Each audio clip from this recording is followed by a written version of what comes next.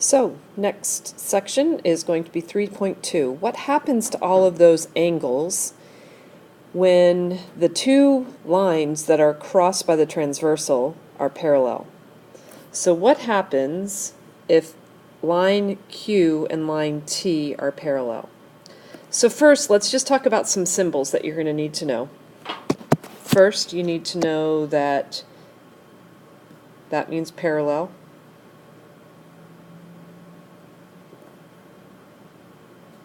This means perpendicular.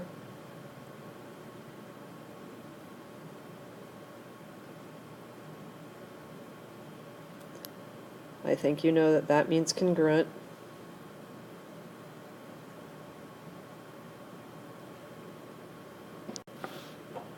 We're going to look at 4 postulates.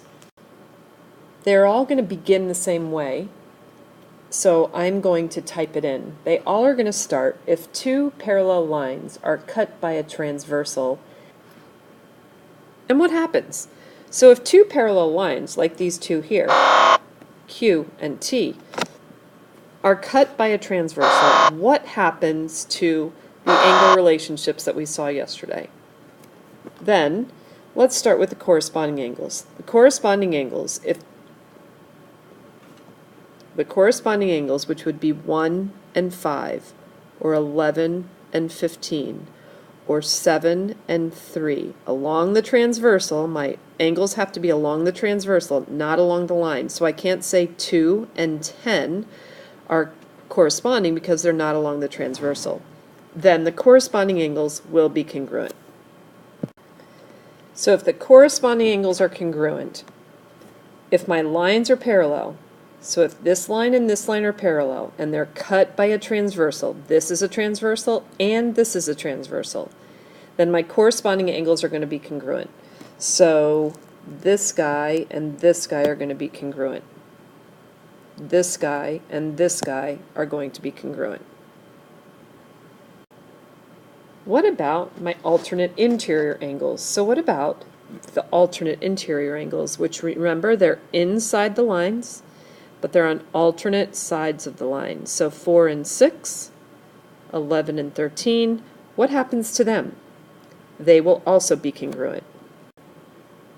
So if the alternate interior angles are congruent, if the lines are parallel, then 4 and 6 would be congruent.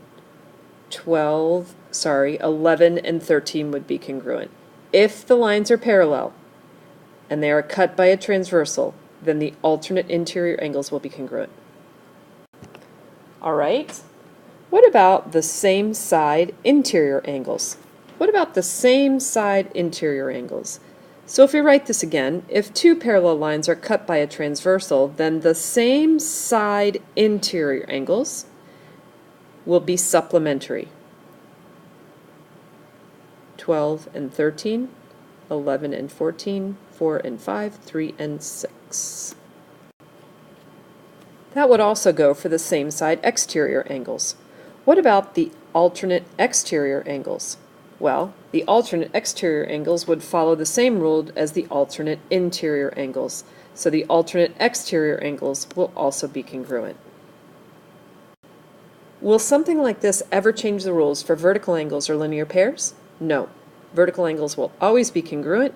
Linear pair will always add to 180. So let's try this example.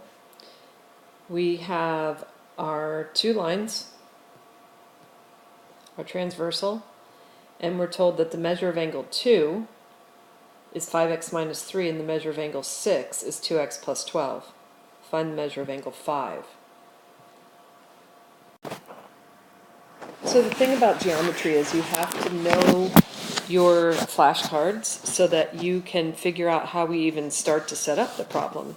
I can't solve an equation without being able to set up an equation. So I want to look at angle 2 and angle 6. And if I look closely, these are actually in the armpit of an F. These would be called corresponding angles. So 2 and 6 are corresponding angles, and I know that they're equal. So I know that the measure of angle 2 has to equal the measure of angle 6. I'm going to subtract 2x this way. I'm going to add 3. I'm going to divide by 3 or multiply by 1/3, and x equals 5. Now remember, we always have to make sure we answer the question, and the question is, find the measure of angle 5. Well, what do you mean, find the measure of angle 5? You only told me about 2 and 6. 2 and 6. I know I can find the measure of angles 2, so let's just go ahead and do that. And 6. So if I plug 5 in to measure of angle 6, I get 10 plus 12, which would give me 22. Which means this has to be 22. How do I get 5? Well, if you remember, we have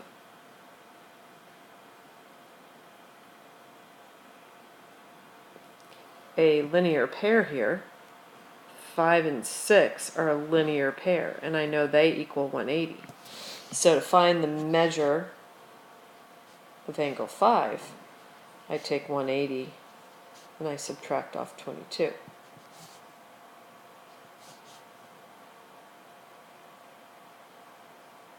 And I get 158. So what about this angle? I know that the measure of angle 3 is 13x and the measure of angle 5 is 7x. Well, these happen to be a capital C, and I know that that means they are the same side interior angles, sometimes referred to as consecutive interior angles. And I know that those equal 180. So I'm going to take my 13x. I know that added together, those two angles equal 180. I'm going to combine like terms over here, and I'm going to divide, and I get 9. But it asks me to find measure of 8, which is right here. Oh, well 5 and 8 are a linear pair, so if I can find 5, then I can find 8. To find 5, I'm just going to plug that 9 in. So measure of angle 5 equals 7, plug in that 9. So the measure of angle 8 has to also equal 63 degrees. Okay, so let's look at another example. It tells me that the measure of angle 1 is 10x plus 5y, that 2 is 90, that 3 is 2x minus 5y, and 4 is 6. And it also gives me that L1 and L2 are parallel. So the way we mark that is we put arrows on the line that are parallel. And this just indicates to me, remember, these two are parallel, which means this has to be my transversal and this has to be my transversal. So along this line I have angle 1 and angle 2, and what relationship are they? I know that 1 and 2 add up to 180. So I know that the measure of angle 1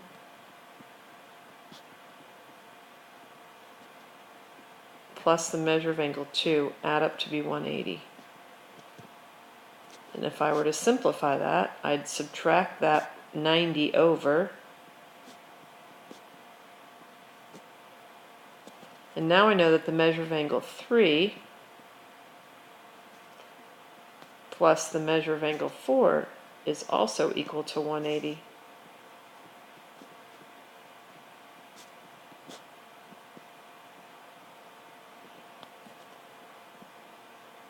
Now we have something like this. And this is called a system of equations. I don't know if you remember how to do this from last year. A system of equations, the solution to a system is where this line and this line intersect each other. Notice that if I were to add this equation to this equation, those would cancel out, and I would be left with 12x, because this would cancel out, equals 264. X equals 22. And if I were to go ahead and substitute that 22 in for x right here, I'm going to get 10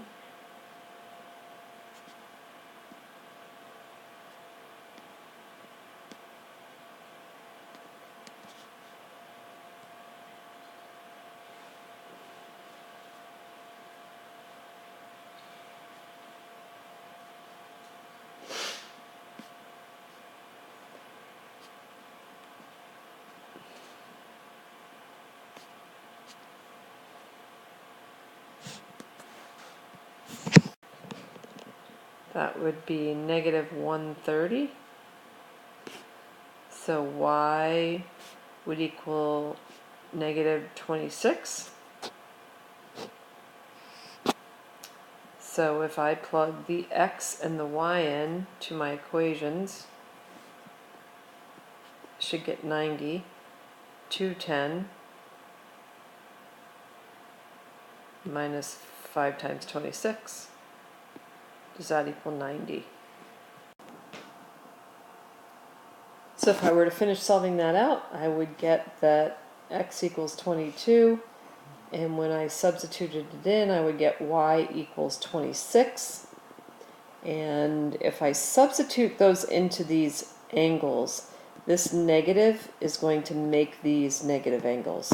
So I'm going ahead and go through it, but that isn't realistic.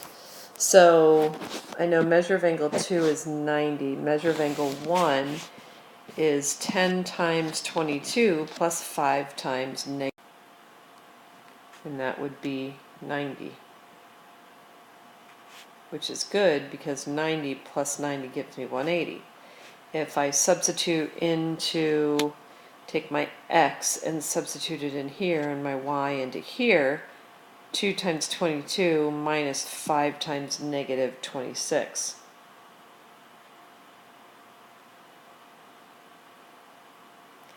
Would be 174.